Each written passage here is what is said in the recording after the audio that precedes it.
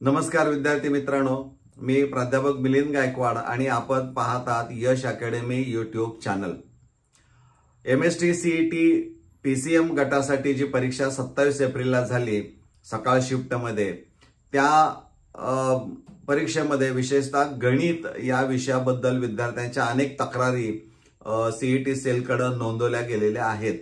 आता या तक्रारी काय असणार आहेत तर प्रश्न चुकीचे असतील किंवा त्याची चारही ऑप्शन चुकीचे असणार आहेत आणि असे जवळजवळ 25 प्रश्न म्हणजे 50% प्रश्न आणि त्यांची ऑप्शन्स ही चुकीची विद्यार्थ्यांना जाणवली। त्यामुळे विद्यार्थ्यांच्या मनामध्ये संभ्रमाची अवस्था निर्माण झाली की नेमकं या प्रश्नाचं उत्तर काय सिलेक्ट करायचं आहे आणि संपूर्ण राज्यभर यावर उठाव झाल्यामुळे वेगवेगळ्या माध्यमातून सीईटी सेलकडे तक्रार गेल्यामुळे विद्यार्थ्यांचं हित लक्षात घेता सीईटी सेलने एक निर्णय घेतलेला आहे की 27 एप्रिल 2025 रोजी पीसीएम गटाची सकाळ शिफ्टमध्ये झालेली परीक्षा ही रद्द करून दिनांक 5 मे 2025 रोजी ती परीक्षा घेण्यात येणार आहे।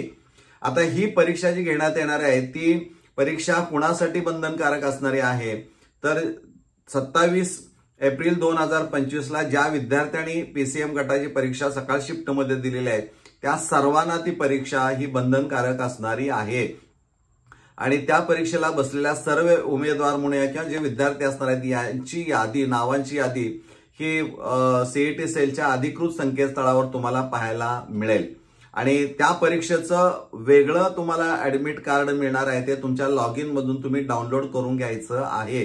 त्यामध्ये परीक्षा केंद्र असेल आणि ती वेळ असणार आहे, ते नीट एकदा सगळं आपण बघून घ्यायचं आहे।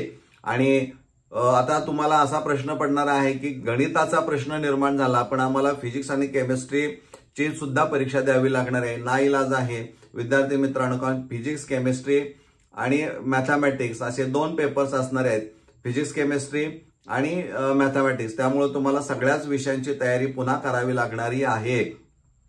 त्यामुळे फेर री-एक्झामिनेशन जी होणार आहे त्या री-एक्झामिनेशनला यश अकॅडमी मार्फत हार्दिक शुभेच्छा। धन्यवाद।